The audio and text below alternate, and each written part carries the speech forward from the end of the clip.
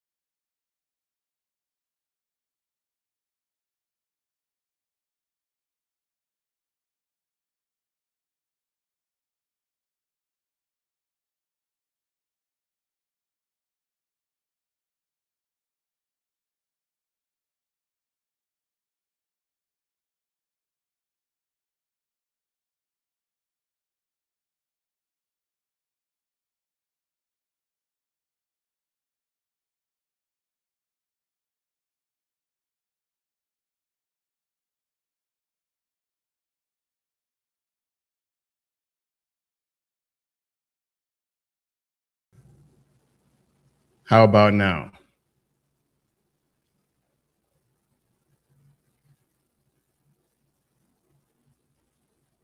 How about now? Awesome. All right. Now we got sound. So let's kick it off once more. And what I was saying was, I hope you all liked the new opening to the show. That was awesome.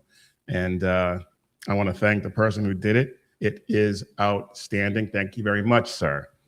So welcome to the Mission Ready Men briefing, right here on the SHR Media Network, where masculinity has not been recalled and faith hasn't been neutered. Today is Thursday, February 5th, in the year of our Lord 2026. And this is not just about politics. It is spiritual warfare dressed up as suicidal empathy, and they are calling it progress. We're done pretending, we're done pulling punches, and we are never going to apologize. So grab your therapy dog cupcake, because this truth is going to hurt.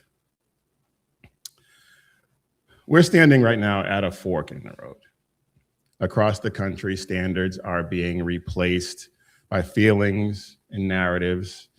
Criminals are contextualized and made excuses for. Law-abiding citizens are restrained, and vigilance is treated as a threat. And when vigilance disappears, collapse is not just an accident, it is the desired outcome. So, which way, America? Which way will you choose? Strap in, let's get after it.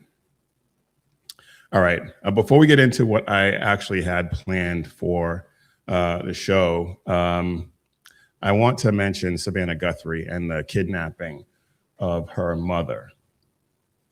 When it first happened, when I first heard it, I initially thought, this is a hoax.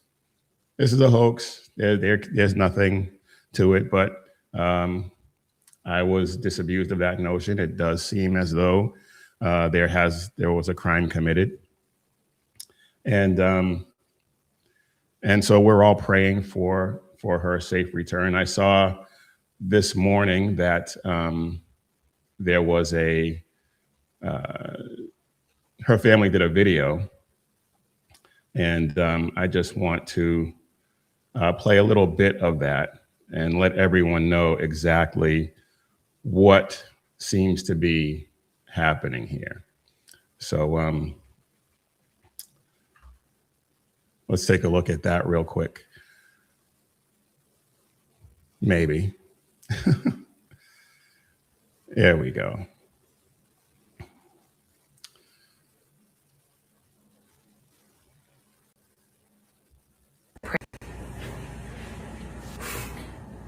On behalf of our family, We want to thank all of you for the prayers for our beloved mom, Nancy. We feel them, and we continue to believe that she feels them too. Our mom is a kind, faithful, loyal, fiercely loving woman of goodness and light.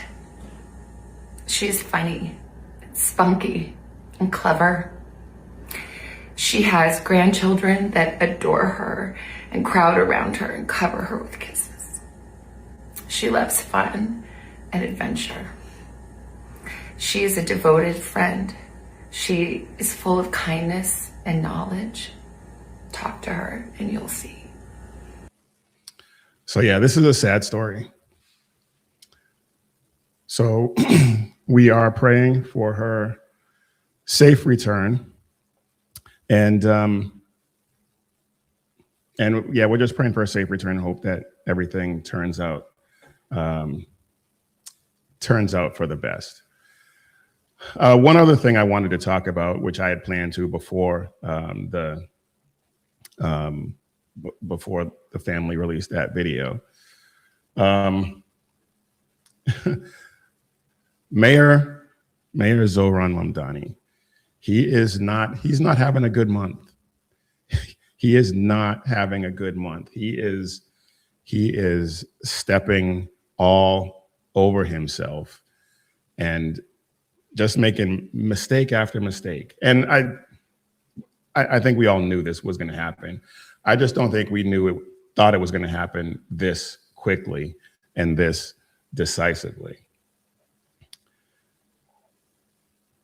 First, let's take a look at the first thing that happened was obviously the snowstorm. He did not handle that well at all. Not even close. And here is Michael Rappaport, who I don't agree with everything he says. He's actually come around quite a bit, but he is a New Yorker and he is not happy with Mayor Mamdani. Check this out. Look at this shit. Look at this shit. This poor bastard ain't getting out until the spring. Look at this dirt a week after the snowstorm. Look at this dirty shit hole. Look at this. I don't know what this guy's gonna do. This guy, call your insurance company. Look at this dirt.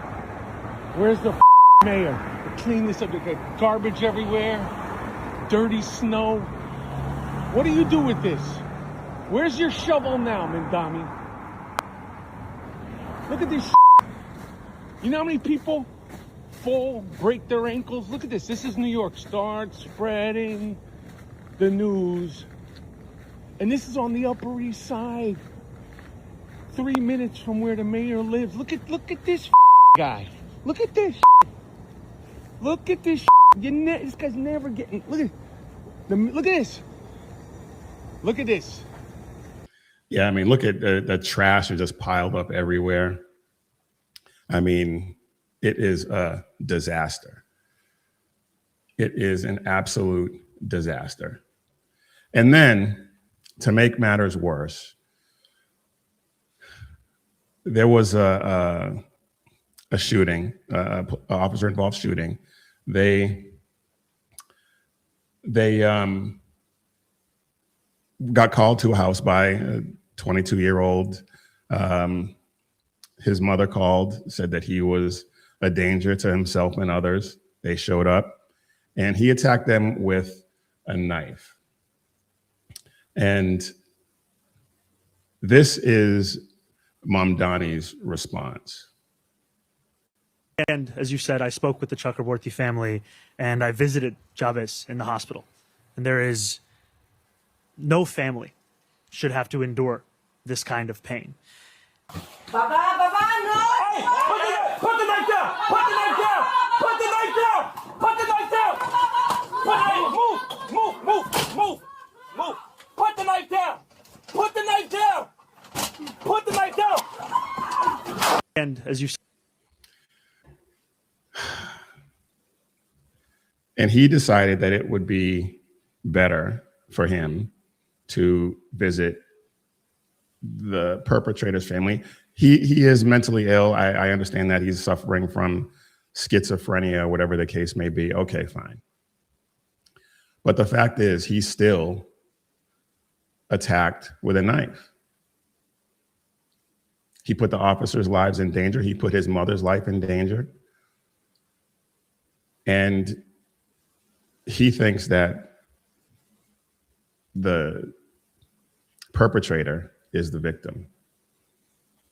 And the cops are the ones who were in the wrong. And he wants to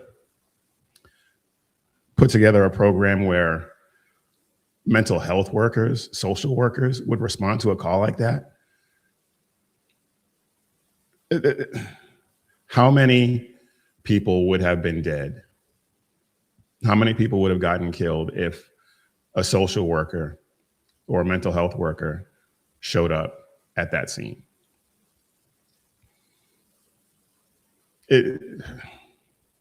I mean, it's only been a month. What is New York going to look like in the summertime when all of the criminals, all of the knuckleheads are out running the streets, getting arrested and let right back out because of no cash bail, doing their dirt, committing their crimes? What are the cops supposed to do? It's insane.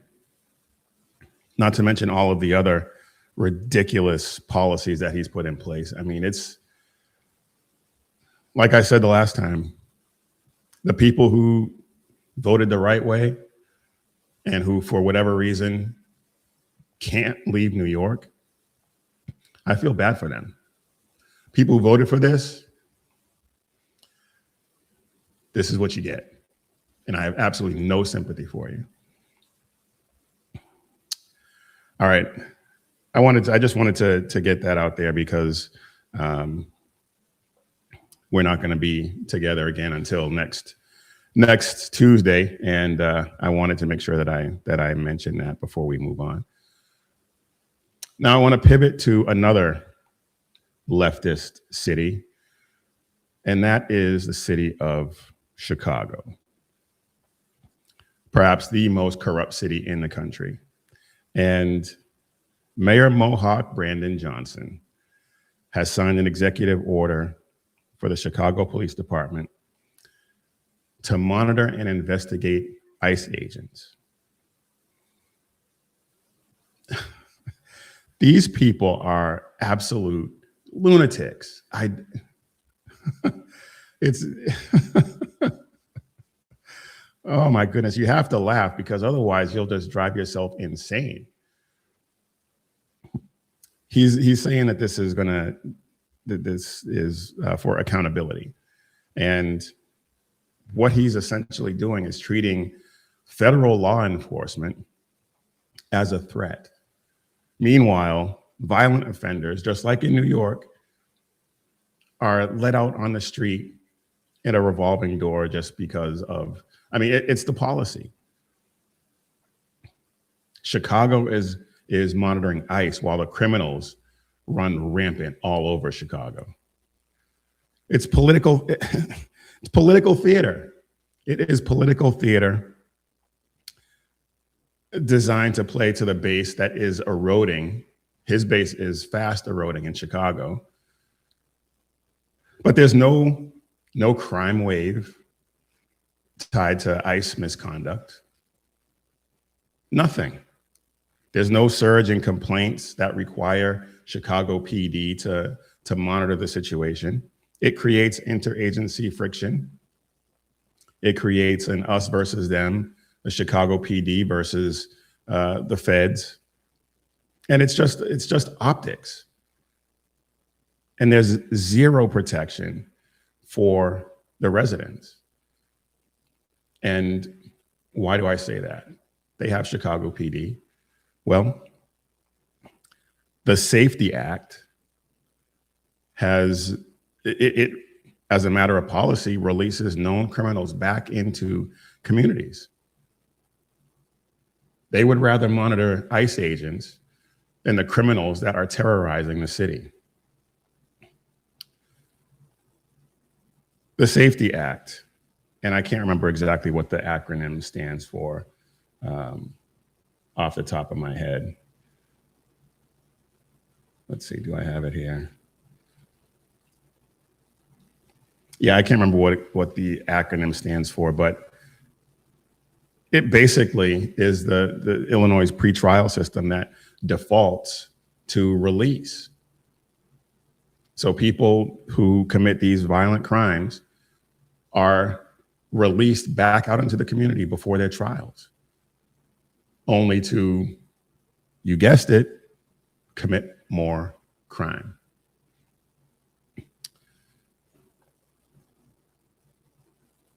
In Antioch, Jose Luis Mendoza Gonzalez had the body of Megan Boss in a garbage can on his property. I believe the autopsy report said that she died of an overdose, but they didn't find her body until 2 months later. And he was arrested by ICE, not Chicago PD. In Winnebago County, Rockford, defendant was charged with sexual assault of a minor, released pre-trial, and he reoffended within weeks. Even with whatever disputed timing there may be, he sexually assaulted a child and they let him out. There's some dispute as to whether or not he immediately reoffended or whatever the case may be. I believe Amy Curtis at Town Hall has a story about it. He should be under the jail. Yeah, innocent till proven guilty. Yeah, I understand that. But once he's found guilty, he should be under the jail. And there is absolutely no way a sexual predator like that should be released back out into the community pre-trial. But yet, here we are. Mayor Mohawk would rather investigate ICE than deal with the actual threats to his community. And of course, we know about, or at least we should all know about, the arson attack on the Chicago train. A man on pretrial release set a woman on fire on the train. And yeah, there's an investigation, but the woman, I believe she lived, but she's still in critical condition. She is still, her life is forever changed because instead of protecting the community from this guy, they let him roam the streets.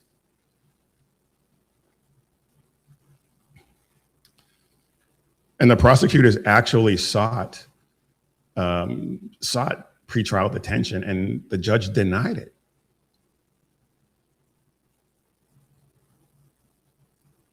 Another CTA, Chicago Transit Authority platform attack.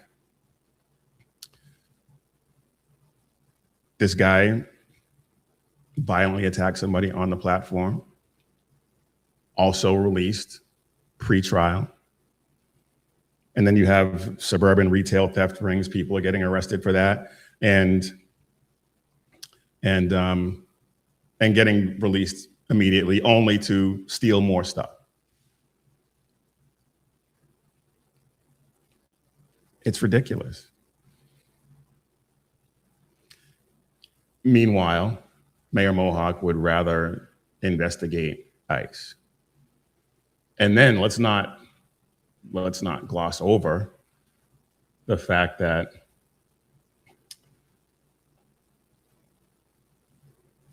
last weekend, 9 people were injured in weekend shootings in Chicago, ranging in age from 15 to 70.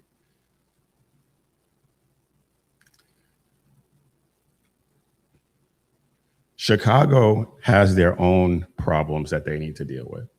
And Mayor Mohawk would rather do anything but deal with that. And this seems like a good time to take a look at Hey Jackass,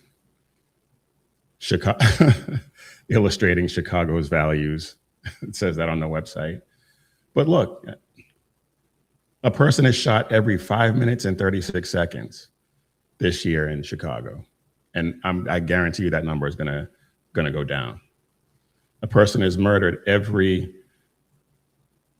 I believe that's every 22 hours.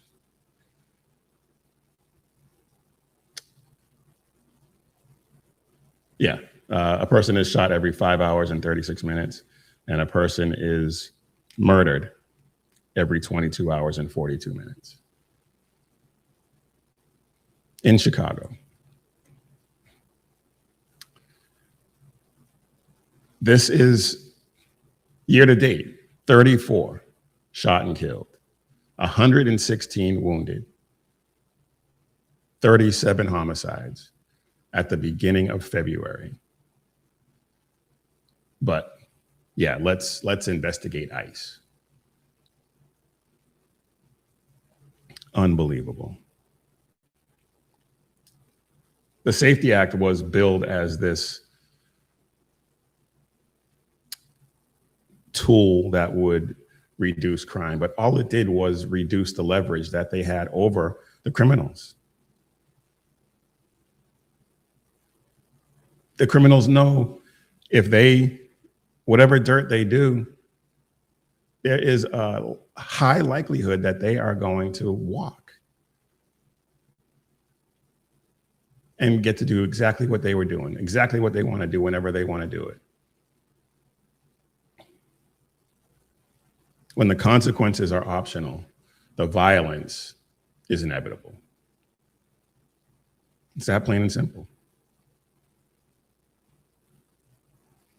And so this is revelatory of the priorities of Mayor Mohawk and Governor Twinkies too. Well, actually, Alvin Bragg is Twinkie, so maybe Pritzker is Cupcake. Who knows? But they're choosing, as I mentioned, to investigate federal agents and do absolutely nothing to deal with these repeat offenders, these repeat violent offenders that should have no business being out on the street at all, at all. But the ICE enforcement is visible and it is ideologically divisive for some inexplicable reason. Because it wasn't that long ago when Barack Obama sounded like a normal person and wanted to deport. He was known as the deporter in chief. Deported many more illegal aliens than President Trump has.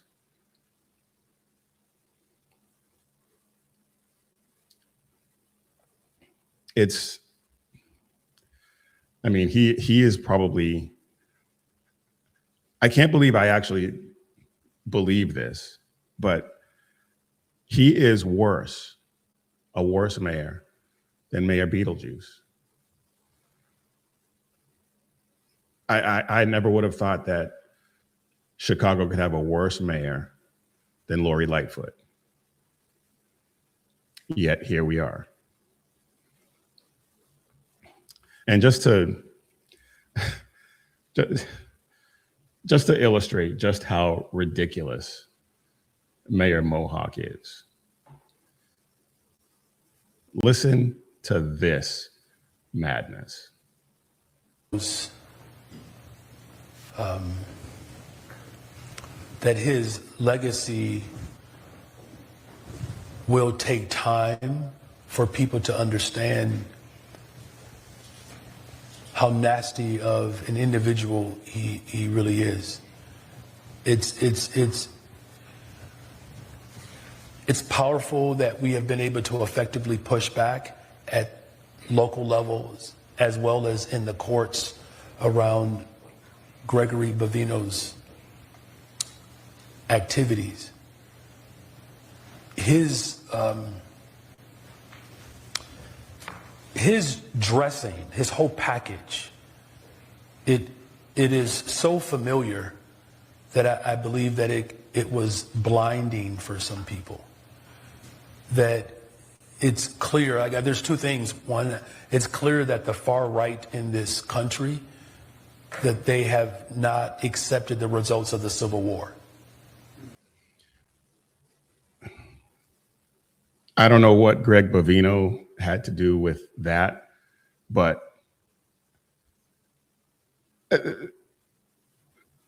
none of that made any sense whatsoever. None of that made any sense whatsoever. Not accepted the results of the Civil War. This is not about history. This is about legitimacy. And he is, although duly elected, one of the most illegitimate politicians I have ever seen. And then again, somebody could probably make the case that he wasn't duly elected. I mean, Chicago is the most corrupt city, and there were allegations of irregularities in the voting process. So who knows? But they see ICE as an illegitimate authority, and coming from him, that's that's saying something. But the criminals are, they're seen as victims. Never mind the actual victims that they create with their crime sprees.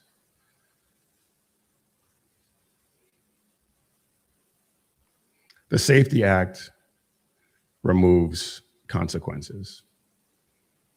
There's no consequences. The ICE investigations are attacking enforcement because they don't see enforcement as a legitimate thing when it comes to dealing with illegal aliens.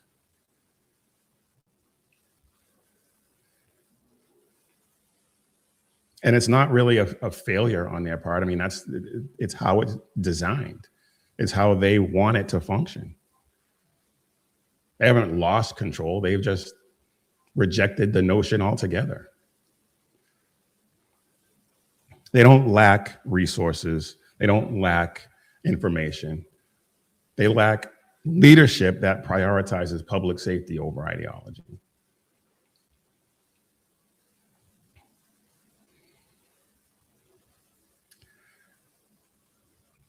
Speaking of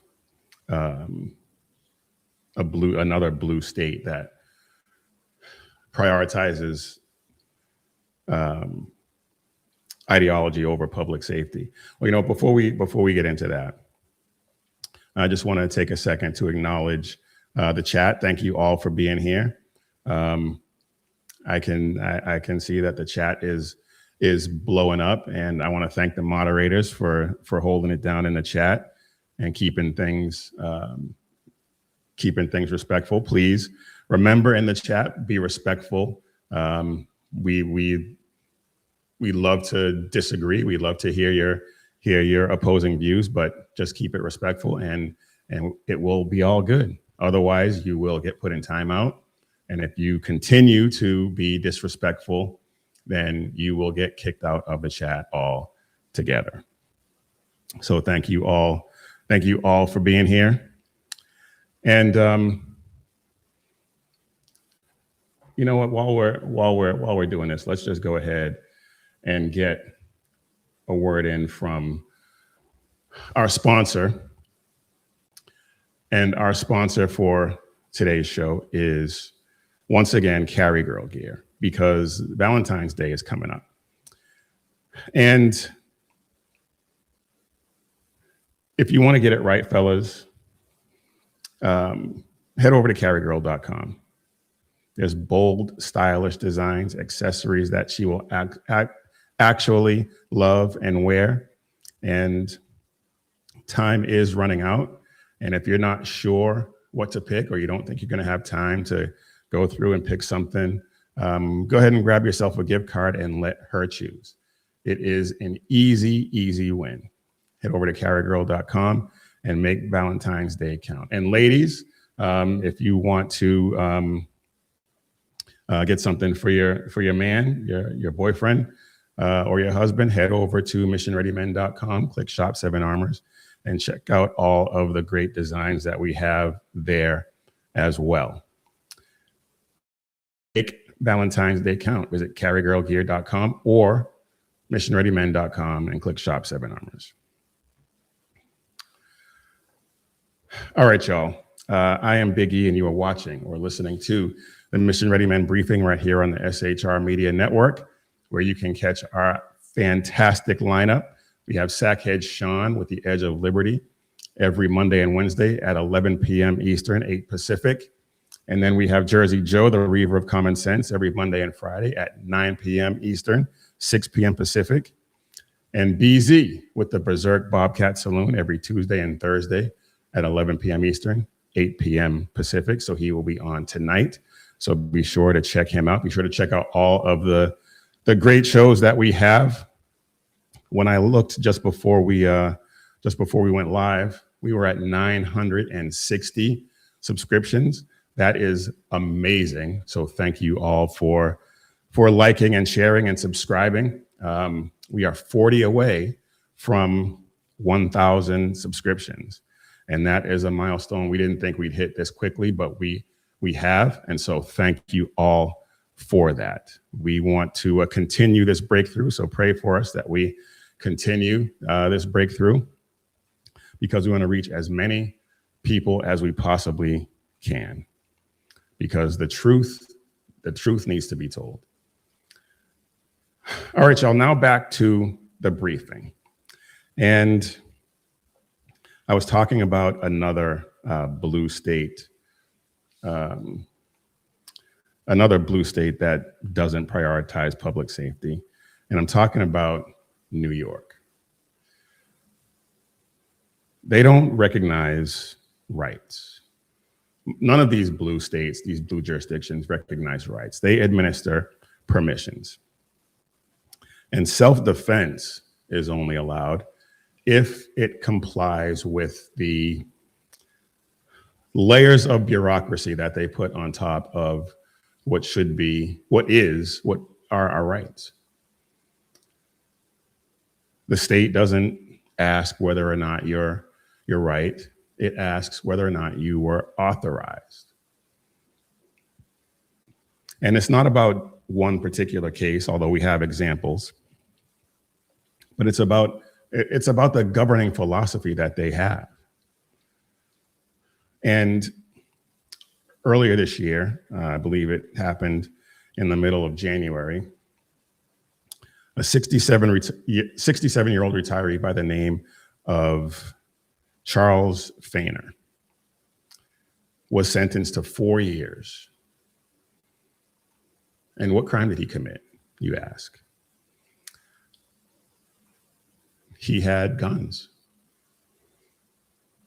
And the reason why they know he had guns is because he was confronted on his way home by a 15-time felon, career criminal, and he attacked him with a knife, and so Fainer shot him fatally.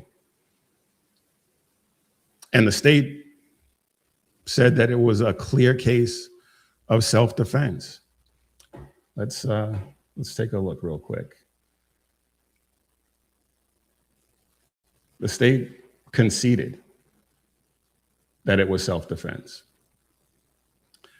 And for some reason, they decided, well, we know what the reason is, and we'll get into that. But they decided to go ahead and throw the book at him for the gun that he used to defend himself. This is Savannah Hernandez outside of the Queens Criminal Courthouse in New York City, where I just attended the sentencing for Charles Foner, the 67-year-old retiree who was just sentenced to 4 years in prison after defending himself from a 15-time career criminal here in New York City.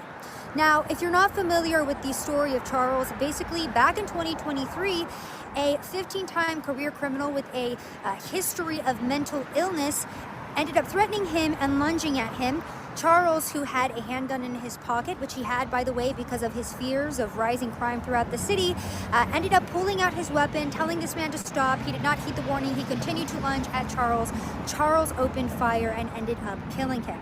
Now, interesting thing about this case is that the DA of Queens, Melinda Katz, did not bring forth homicide or manslaughter charges because even her office agreed that this was a clear-cut case of self-defense. However, what they did decide to charge Charles for was criminal possession of a weapon, and then after this incident happened, the police went and searched his home, and they found what they stated is an arsenal of unlicensed weapons. Now, what you see on the screen is a picture of some of the weapons he had in his possession. I don't know if I classify that as an arsenal. I think that's a good start. But of course, this is New York. They classify it as an arsenal. And so he was charged, not with homicide, but with criminal possession of firearms.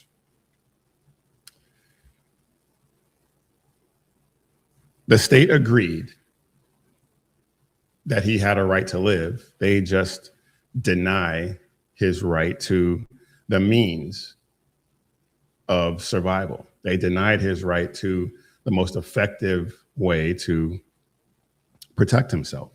So he's going to get 4 years in prison and then 5 extra years of post-release supervision. He's lost his home.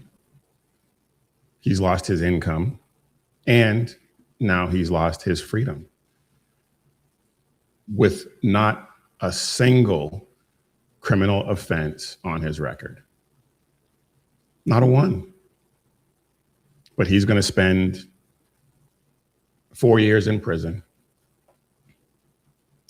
And I don't know what his health status is like, but I mean, he could spend the rest of his life in prison. And then 5 years after that, if he survives the 4-year stretch, 5 years after that, under it's ridiculous.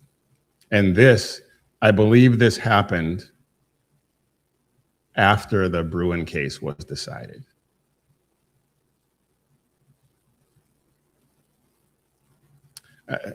I don't understand why he's in prison. They didn't punish the attacker. Obviously, they couldn't because he was killed. But they punished the guy who decided he wanted to live. And there's another case that goes along these same lines.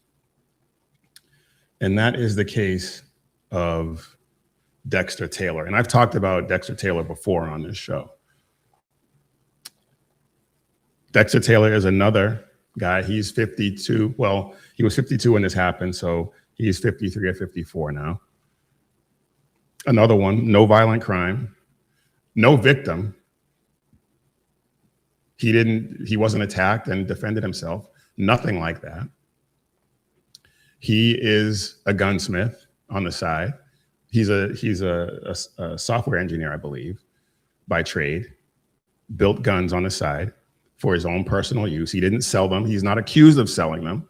He's not accused of being a trafficker, a firearms dealer.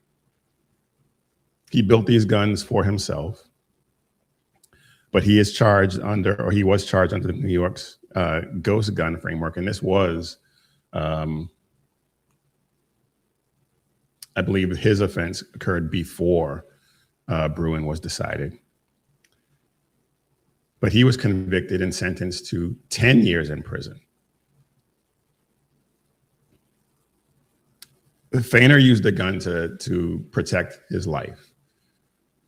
Taylor built guns to exercise his constitutional right and be ready in case he needed to defend his life.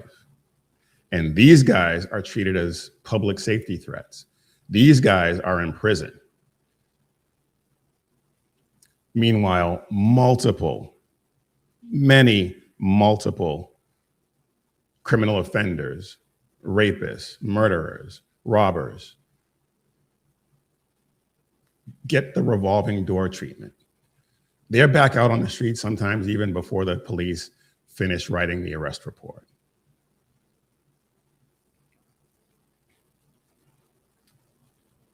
In New York and a lot of these other blue jurisdictions, the intent doesn't matter. It matters whether or not you're obedient. It matters whether or not you comply. And we talked about this last time. It's permissions over rights. Law-abiding citizens with no malicious intent, no criminal history, but they get the most severe punishment that they can.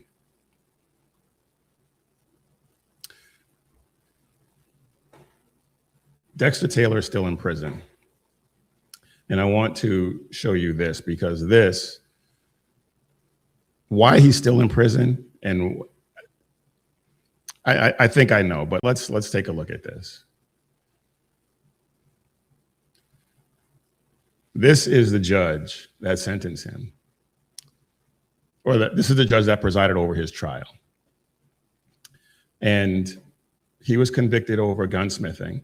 And the judge said in the courtroom, when his lawyer tried to bring up his Second Amendment rights, she said, the Second Amendment doesn't exist in this courtroom. Why that wasn't an immediate mistrial, I don't know. I'm not a lawyer, but come on. The Second Amendment to the Bill of Rights, to the Constitution and the Bill of Rights, is the law of the land. And she said that the law of the land did not exist in her courtroom. Well, then what's the point? Why are they there? Unbelievable. It's like she went to the Ketanji Brown School of Judges or something. I mean, it's mind-boggling, mystifying, and infuriating that the Constitution is just dismissed.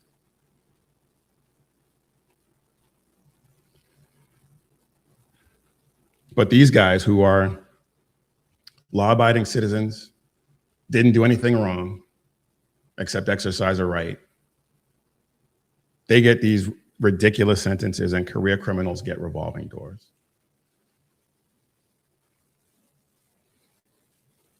But of course, because it has to do with the Second Amendment, they get the book thrown at them because they want to disarm us. They can't outright repeal the Second Amendment, so they're going to regulate it. They're going to infringe on it any way they possibly can. So they disarm us through, or they attempt to disarm us through regulation, and criminalize law-abiding citizens through technicalities. But it has nothing to do with crime, because these guys were not criminals. These guys were not criminals. But it's about compliance. They want obedient drones. They don't fear the criminals for some reason. And I have my theories as to why that is, which we may or may not get into this episode. But they don't fear criminals. They fear the citizens who don't need their permission and refuse to ask for it.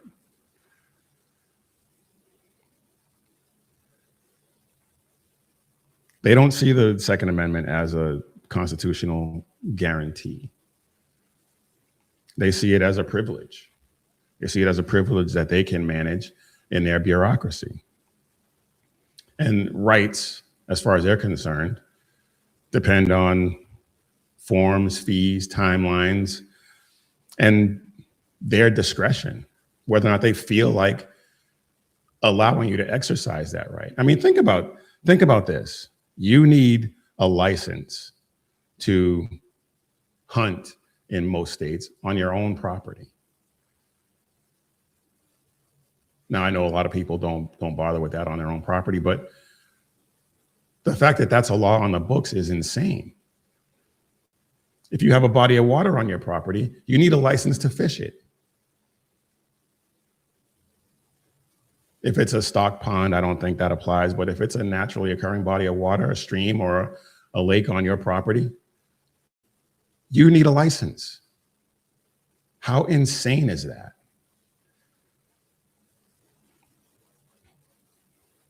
But when it comes to the Second Amendment, all of these things delay your ability to exercise your right, and a right delayed is a right denied. The founding fathers would be horrified at what's happening right now. The Bill of Rights was not written to survive a licensing board. The founding fathers, they fought a war over much less.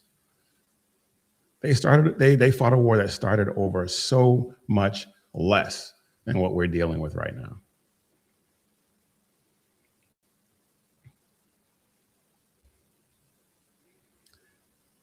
This is Foner, as Hernandez said, Taylor, these aren't fringe cases. These are case studies.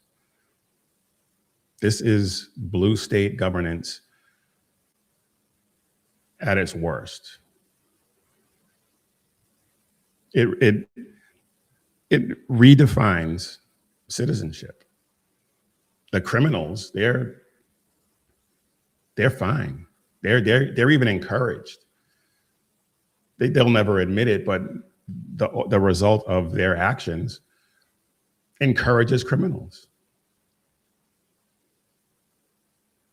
And the citizens, the law-abiding citizens, are controlled.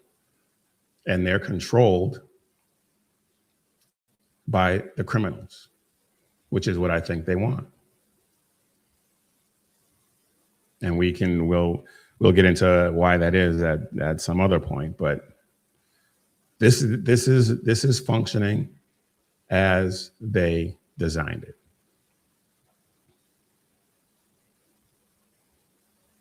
And so if getting back to the Second Amendment, if the right to self-defense requires permission, is it still a right? We've answered that question before. What do you think? When they punish you for self-defense, they're not keeping you safe. They're trying to keep you obedient.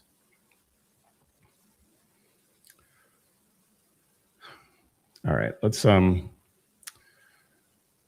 want to pivot to something else that is just as heavy.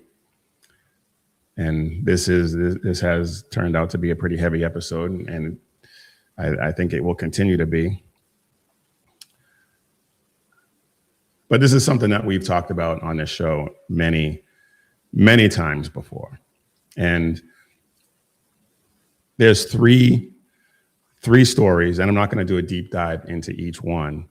I could do a whole show on each one of these. Each one of these could be its own episode. But I'm weaving them together because it exposes a pattern, and it's a pattern that we've talked about before. And I'm talking about basically the Islamization of this country. Americans love to talk about tolerance, right and left, but tolerance without vigilance is basically, tolerance without vigilance is giving permission to do whatever you want. And it's about time we paid attention to it. Muslims, Islam, does not want to assimilate. They come here with the intent to take over. You can type in any search engine. You can go to Twitter, X, Facebook, anywhere, and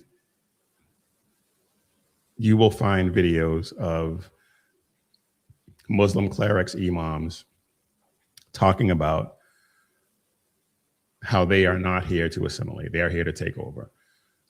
They want Islam in every home. They want everyone to be Muslim. I am a Christian. I want everyone to be a Christian. But my faith doesn't require me to behead you if you reject the Bible. Islam cannot make that same claim. There is the President Erdogan of Turkey. He's on camera a number of times, and I'm not going to play the whole thing because it's not in English, but you can see you should be able to see the subtitles, and I'll read it anyway. But just take a look at this.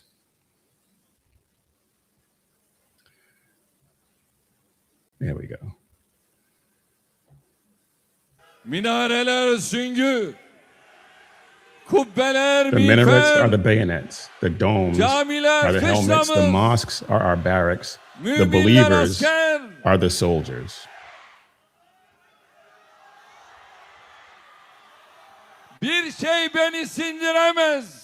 Nothing can intimidate Gökler, me if the yerler heavens and the açılsa, earth open üzerimize and floods and tufanlar, volcanoes are spilled yanardağlar over us. saçılsa, biz oyuz ki We are those. imanıyla övündüğümüz Yeah, you know what? ecdadımız That's enough. titretici şeylere hiçbir He's talking about mosques. The mosques are the barracks.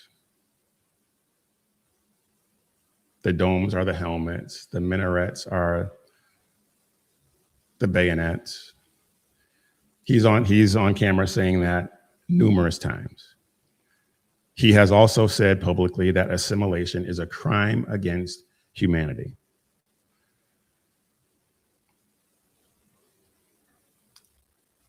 They believe, and he has articulated this, that assimilation means that they are abandoning their faith. When assimilation only means that you adopt a shared civic identity. I mean, think about when the South Africans escaped persecution in South Africa and were welcomed into this country. They showed up with American flags, grateful to be out of danger.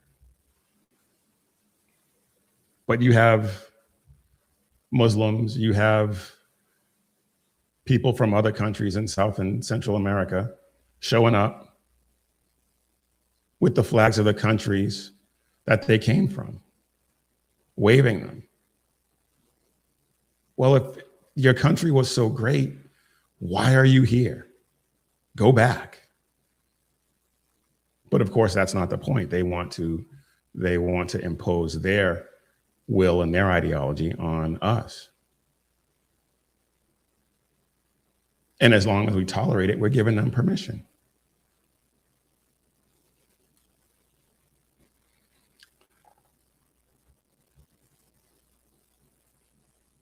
Getting Amy Meck, and I've talked about her many times because I get a lot of my news about the Islamization of this country from her account. She's doing some amazing work, and I urge you to check it out. There's she does a story that we're going to look at here in a second about Turkey and what they're doing in this country. And you know, let's just go ahead and take a look at it, and then we'll talk about it. Turkey is leading the charge to Islamize America. They're planting government-controlled mosques, or shall we say military outposts, with legions of faithful soldiers, just like they did in Europe. Turkish President Erdogan continues to fund and build massive mosque complexes right here on American soil through his government's Diyanet. That's Turkey's powerful state-run religious authority, the top enforcer of the government's official version of Islam. This means direct Turkish state control in America and across the West over mosques, imams, sermons, and the loyalty of the diaspora, backed by a staggering $3.5 billion budget that dwarfs the spending of 6 entire major Turkish ministries. Here is video we translated many years ago in which Erdogan proudly repeats, "The mosques are our barracks, the domes are helmets, the minarets are bayonets, and the faithful are soldiers." His mosques are military bases. Oh, we just heard that, so we're not gonna play that again. But the Diyanet is, as she said, a Turkish agency that oversees the mosques and the imams and the sermons that they preach. And there is a massive, I'm not gonna play the video again, but there's a massive mosque, a Diyanet center in Maryland, not too far from DC. And Erdogan, the president of Turkey, was personally involved in its inauguration.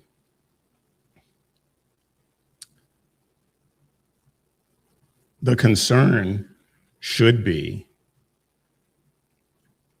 not just the idea that these mosques are military outposts, although it should be a concern, but terrorism should also be a concern. But the biggest concern should be that this is foreign state influence embedded in our country. And I know you can't escape that. I mean, it happens. But this is an ideology that is so diametrically opposed to our way of life and is committed to destroying our way of life and committed to not assimilating. I don't understand why we're allowing it to happen.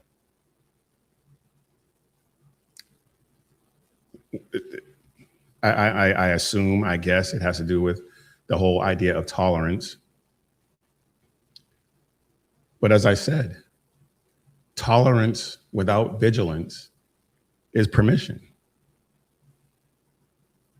Religious freedom, and I know we have religious freedom in this country, and that's a debate that I would love to have. But that doesn't mean that foreign governments get to open franchises here. It shouldn't.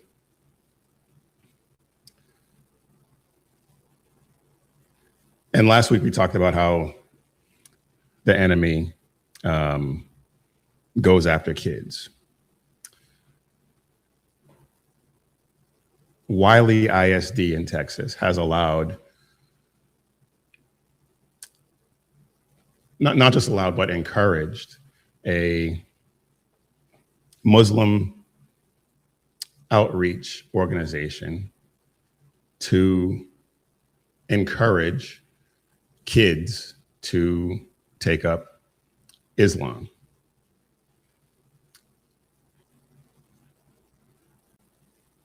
And this is the president of the Young Republicans at this school in Wiley, Texas. Let's take a listen.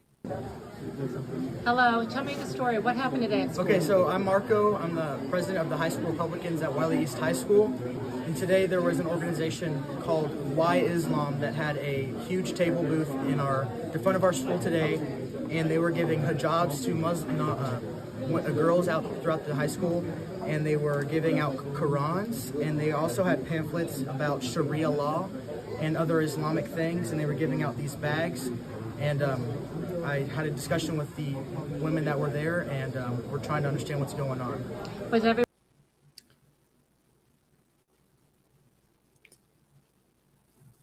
This is not cultural awareness.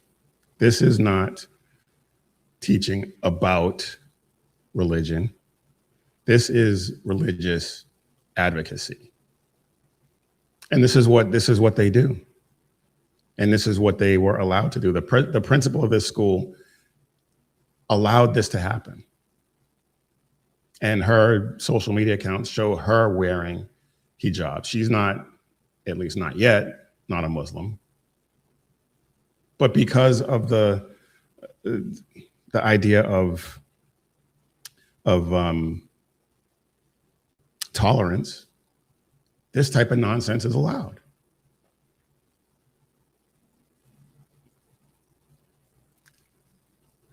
There's another story. I could go on about that, but I want to try and power through the rest of this, because we've talked about Epic City, now known as the Meadow in Texas, just north of Dallas. And there's another one that is in the early stages of planning in Arizona. And it is called Cutter City. They're trying to build a 6,000-acre Sharia compound in Arizona called Cutter City. And it is just south of Phoenix, I believe. And it is, if it goes through, it hasn't been approved yet. I understand that. But if it goes through, it is going to be right, it's going to border the Taiwan Semiconductor Manufacturing Company, a critical piece of infrastructure in Arizona. And right now it's just a proposal submitted by Khalid Sher, who is a Qatari businessman. And we've talked about Qatar before, Qatar before. Why we have them involved in so much of our policies, why we have Qatari pilots opening bases on our military installations, all of this is just beyond me, because Islam is our enemy. We say China is our enemy, so is Islam. So is Islam.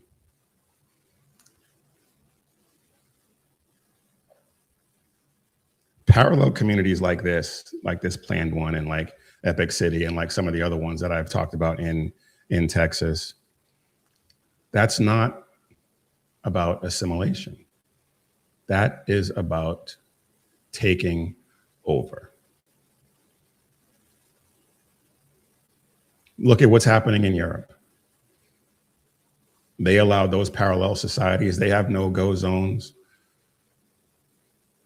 And now Muhammad is the most popular male name in the UK. Accommodation without assimilation is cultural suicide. They demand legal exemptions, political power, cultural enforcement, all of it. Parallel societies don't stay parallel forever. They collide. And as long as we allow them to gain this kind of power, it's suicidal empathy taken to its logical conclusion.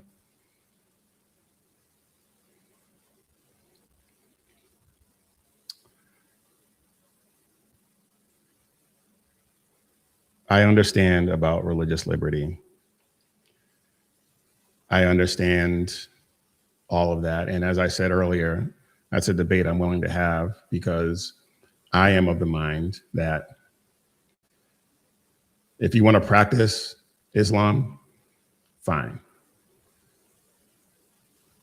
And I know the Constitution bans this, but I think we should look at the idea of banning Muslims from holding public office. That, I'm sure, is a controversial thing to say. I don't care. Look at what's happening in Europe. Look at what's happening in some of these cities where they allow this kind of nonsense. Look at Michigan. Look at Minnesota. If we allow that to take hold throughout our government, the entire country in a few generations will look like Dearborn, Michigan.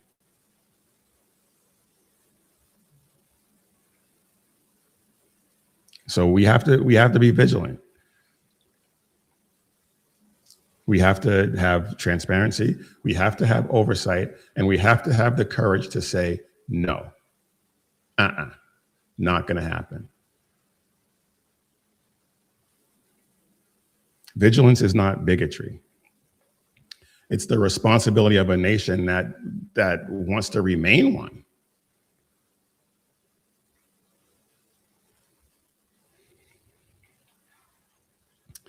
All right, y'all.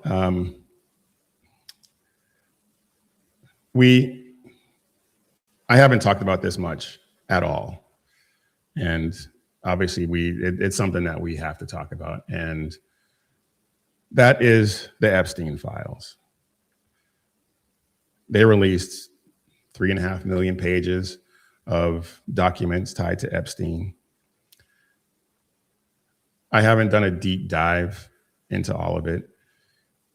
I don't really want to, but I've searched for some things and gone through some of the files. And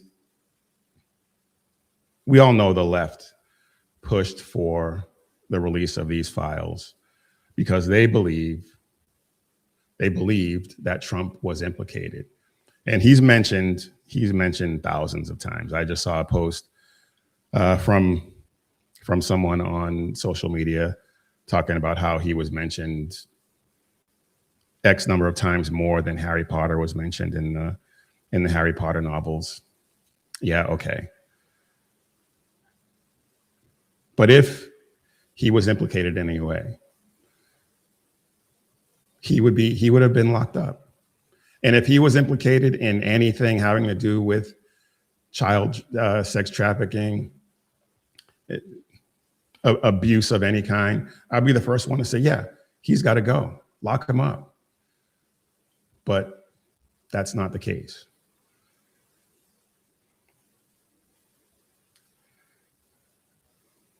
The files that they dropped are raw, uncurated data, and it's tough to go through. financial records, receipts, email communications. It's a lot. It is a lot. But the left wanted a Netflix ending, and what they got was not that. Not that.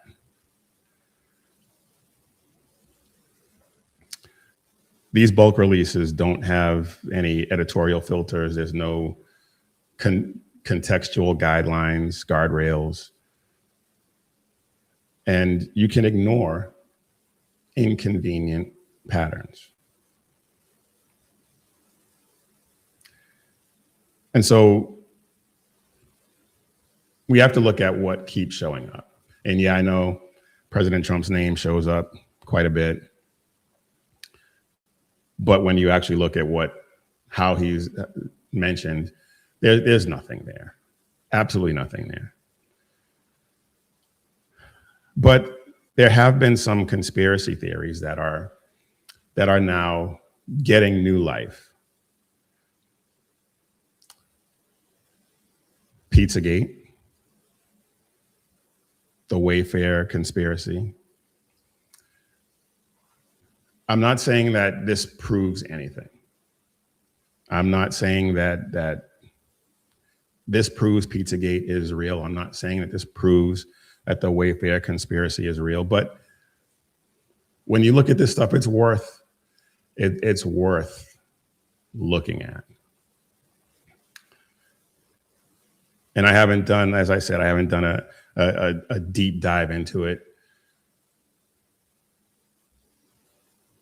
But it's as I said, it's worth looking into.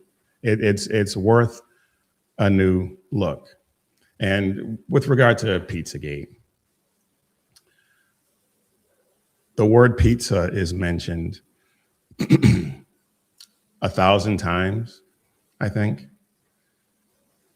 And the DOJ, prior to this, released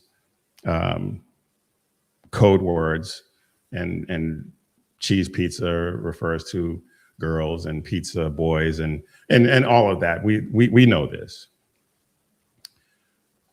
I can't think of a single time that I've actually emailed anyone about pizza that I can think of. It just doesn't happen. But this one really got me thinking, and this is what got the Pizzagate conspiracy thing flowing in my mind. And yeah, this is going to be tough to see, so I'm just going to read it. This is an email, and the who it's to and from is redacted, unfortunately. But it says, Jeffrey says he wants to go out to a pizza place with you. He didn't mention a particular pizza place, but he knows you're in the know on this. Okay. And then the response is, as a matter of fact, I'm sitting on the number Q subway, making a pilgrimage to DeFara's Pizza in Brooklyn, and then to Titano's in Coney Island. Never been to either one. Then I need to find a good place for us tonight, the trifecta. I've never done 3 in a day. I'm thinking John's on 64th between 1st and 2nd. Close and delicious. Okay. When it comes to pizza, I've never heard of anyone talking about doing 3 in a day. What does that mean? And so I went to the websites of DeFara's Pizza and Titano's Pizza. Those websites are shells. There's nothing to them. It's like a homepage. Would suggest to me that there is a way to get into the back end of these, some sort of password. Who knows? I'm not saying it's true. I'm not saying that they're involved in that, but I'm not saying that Pizzagate is a thing, but it's suspicious to me. And I'm not one that's generally conspiracy minded. Like, well, maybe I shouldn't say that, because pretty much every conspiracy theory that they claim was debunked has turned out to be true. So who knows?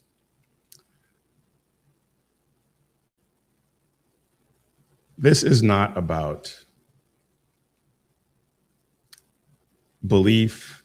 This is not about endorsement. This is not about reviving old internet conspiracies. But we do need to revisit conclusions based on some of this. And there's all kinds of other stuff. Jeffrey Epstein had a bank account nicknamed Baal, which is an old an old pagan god that they sacrifice children to. So there's that. This is something that requires close and careful examination.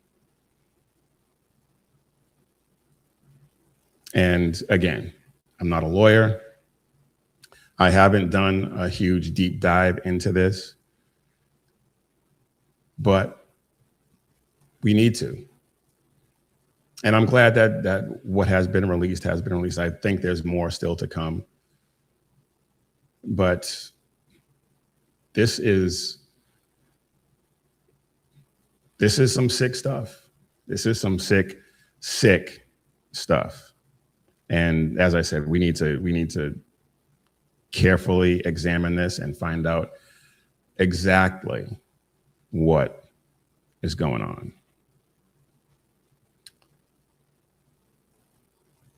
When stuff like this comes out, when the truth comes out, the first thing that gets destroyed are not the lies.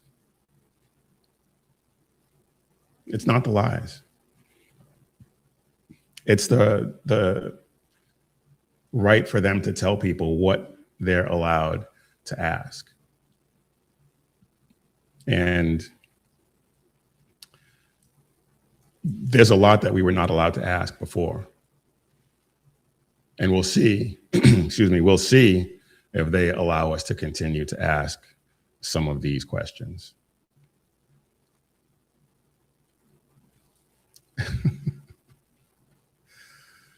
Oh boy. This is, I'm not laughing at this story. I'm laughing at I'm laughing at some other things that I'm seeing on the screen. The chat is amazing. I'll just say that. I do want to end on a lighter note, because this has been a pretty heavy show, and I don't really like doing all of that. Although one of the funny things that we're going to get into, though, is still has to do with the Epstein files, but Ro Khanna put out a tweet saying that he's calling for, let's just go ahead and show it.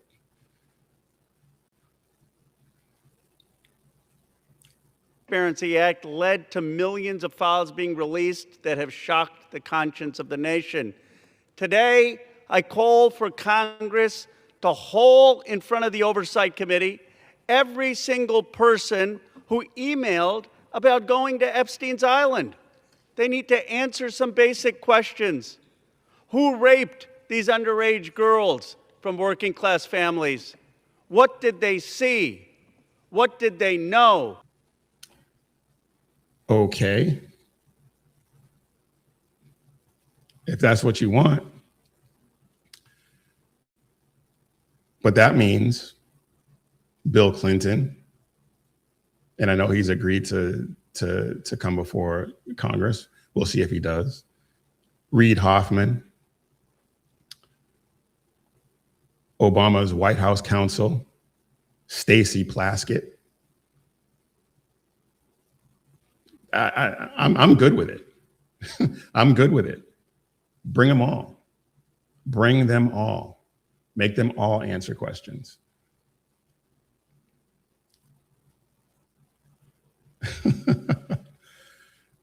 And of course, that does include Hillary Clinton as well.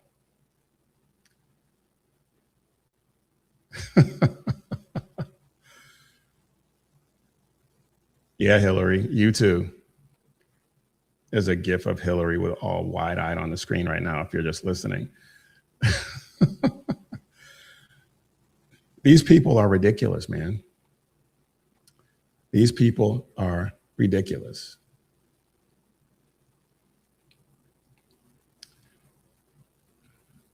So Ro Khanna just called out all of his leftist buddies, and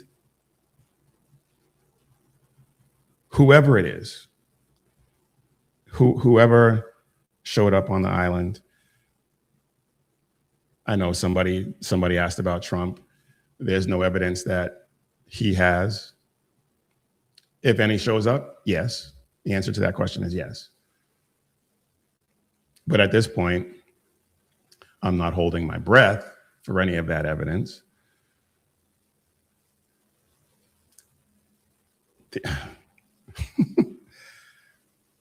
The TDS when it comes to this is just off the charts, man.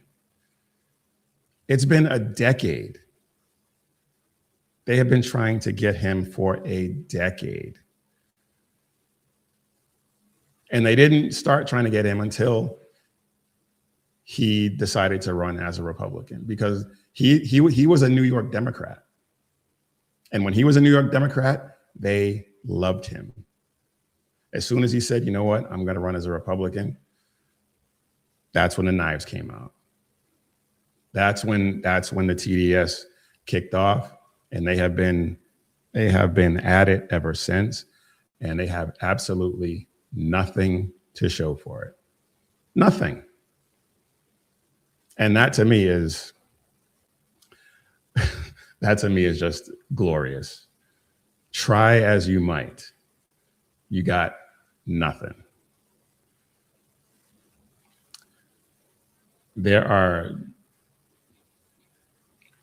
Does that mean that after all this, there's nothing will show up?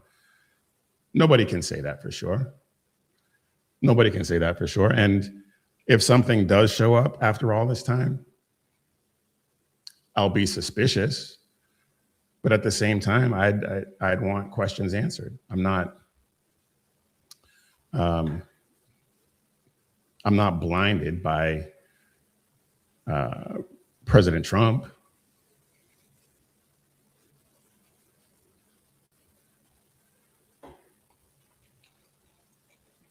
But I want to laugh at Eric Swalwell for a second.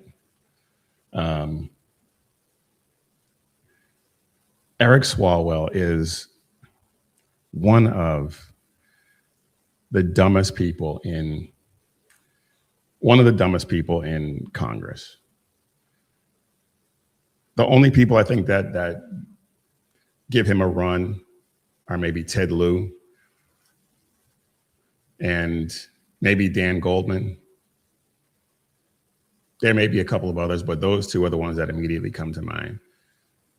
And I think Swalwell and Lieu outpace even Goldman when it comes to how stupid they are.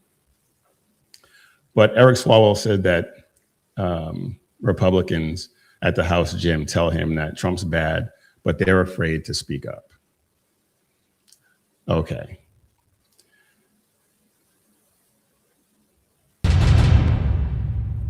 Hey, it's good to run into you. I heard you're big into the gym here, the House of Reps, literally. Yes, House of Reps, that's exactly right.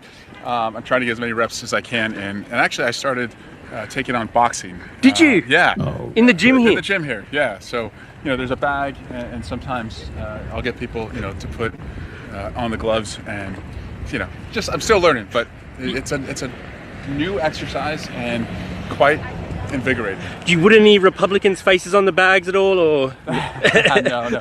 You'd be surprised. The truth really comes out in the congressional gym. Tell me. Republicans and Democrats work out together. That's where I see who they really are. Huh. And it's quite frustrating because, the shit that they talk about the president and knowing that what he's doing is wrong, but you also hear the fear that they're hearing at home. Don't speak up. Don't be the tallest poppy in the field, as one of them said. Basically, protect your family, because when you go after this guy, the violence comes and the threats come. And so... Whatever, man. That he is an absolute moron. Nobody believes this. Absolutely nobody believes this. Nobody believes a word that comes out of his mouth, ever. Do you believe that? Do you believe that? I don't. I think he's full of it.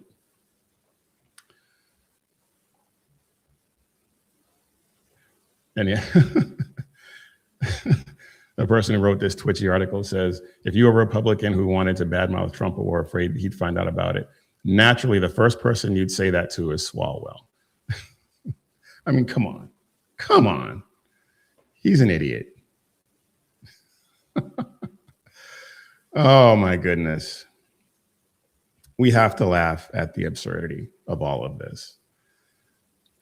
But the direction that we're headed still matters. Because when the vigilance is gone, when we stop being vigilant, the collapse is not an accident. It's the natural outcome.